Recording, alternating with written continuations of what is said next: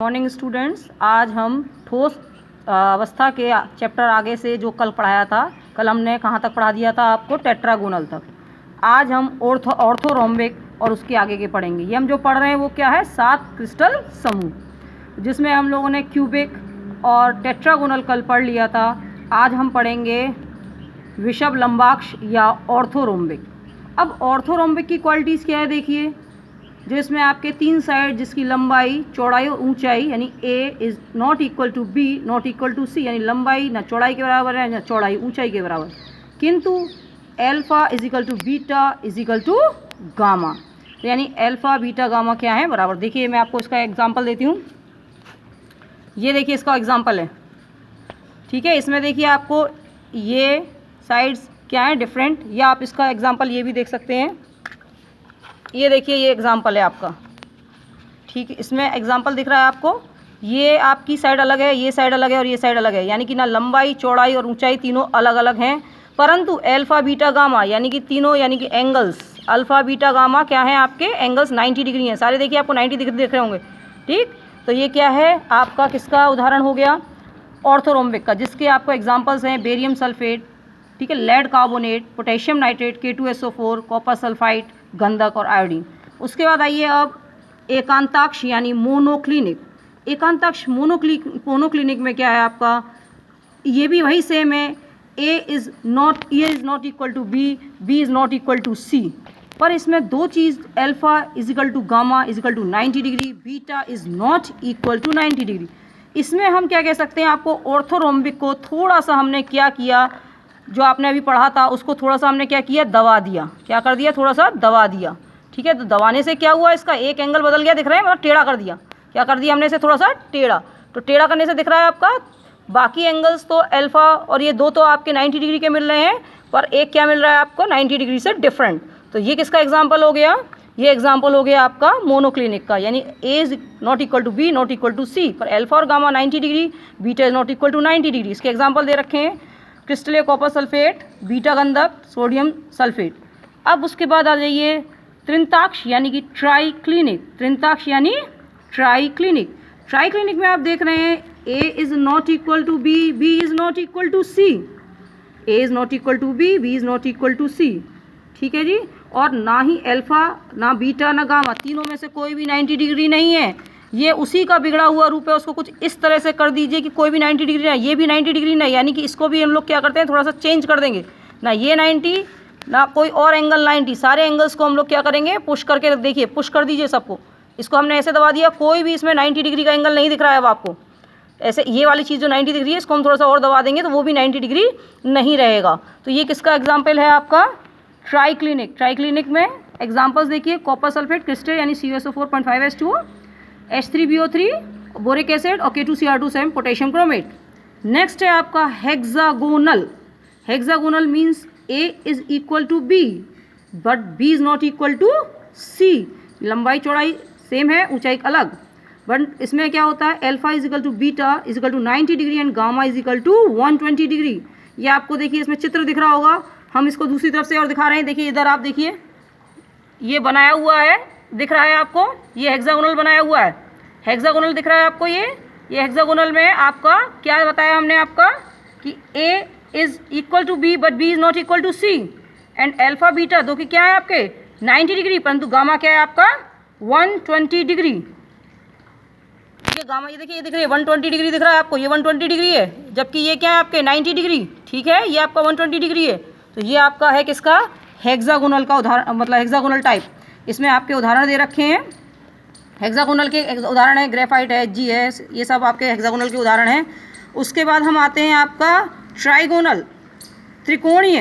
Trigonal त्रिकोणीय या rhombohedral, इसके अंदर क्या है, A is equal to B, B is equal to C, यानी कि A B C साइड्स बराबर हैं, परंतु आपका angle A is equal to B, B is equal to alpha is equal to beta, beta is equal to gamma, but none of equal to 90 degree. ये आपका form क्या होगा, जो हमने क्यूब लिए हैं, क्यूब को आप थोड़ा सा प्रेशराइज कर दीजिए, यानी दबा दीजिए। जो आपका जैसे ये क्यूब है, इस क्यूब को अगर हम, ये जो क्यूब है आपका, इसको हम थोड़ा सा टिल्ट कर दें, टेढ़ा कर दें, तो टेढ़ा करने पे क्या होगा, अल्फा मतलब ए और बी और सी तीनों बराबर होंगे, पर जब हम टिल्ट कर देंगे तो कोई भी 90 डिग्री एंगल नहीं होगा, पर एंगल सारे क्या होंगे, बराबर। तो इसका उदाहरण देखिए, क्या है आपका, क्वार्ट्ज है, कैल्शियम कार्बोनेट है, सोडियम नाइट्रेट है, मरकरी सल्फाइड है आदि आपके इसके उदाहरण हैं। तो इसमें देखिए याद करना, हम आपको बताएं याद करने का तरीका क्या है। याद करने के लिए आप इसको देख सकते हैं, एक टेक्निक याद कर सकते हैं, जैसे क्यूबिक है, क्यूबिक में क्या है, A is equal to B is equal to C, alpha is equal to beta is equal to gamma, यानी सब बराबर हैं, अल्फा बीटा गामा 90 डिग्री है। उसका नेक्स्ट आइए, A is equal to B but B is not equal to C, यानी एक चीज़, एक आपकी चीज़ है जो वो बदल गई है, क्या, लंबाई चौड़ाई या ऊंचाई में से एक बदल गया है। फिर उसके बाद अल्फा बीटा गामा ऐसे कैसे ही है 90 डिग्री एंगल। फिर आप ना ए बी के बराबर ना बी सी के बराबर, पर अब भी एंगल क्या है, अल्फा बीटा गामा ऑर्थोरोम्बिक में 90 डिग्री के बराबर। नेक्स्ट फिर आइए, अब उसको उल्टा करते चलिए, monoclinic, A is not equal to B, B is not equal to C, पर क्या है आपका alpha and gamma is equal to 90 degree, beta is not equal to 90 degree, यानी एक को हटा दिया जो कि 90 डिग्री के बराबर नहीं है। अब आ जाइए ट्राइक्लिनिक, ट्राइक्लिनिक में सारी ही चीज़ एक दूसरे के बराबर नहीं है, यानी A is not equal to B, B is not equal to C, neither alpha beta gamma is equal to 90 degree, not equals to each other. अब आ जाइए हेक्सागोनल, हेक्सागोनल में क्या है, ए तो बी के बराबर है पर बी सी के बराबर नहीं है। देखिए ये चीज़ हमने ऊपर भी एक जगह पढ़ी हुई है, कहाँ पढ़ी है, टेट्रागोनल में, परंतु इसकी चीज़ डिफरेंस क्या है, alpha is equal to beta जो कि 90 डिग्री है, जबकि गामा 120 डिग्री है, जबकि हमारा टेट्रागोनल में क्या था, टेट्रागोनल में था alpha is equal to beta is equal to gamma is equal to 90 degree. तो एक दूसरे में क्या डिफरेंस है, क्या रिलेशन है, इसको ध्यान से पढ़िएगा।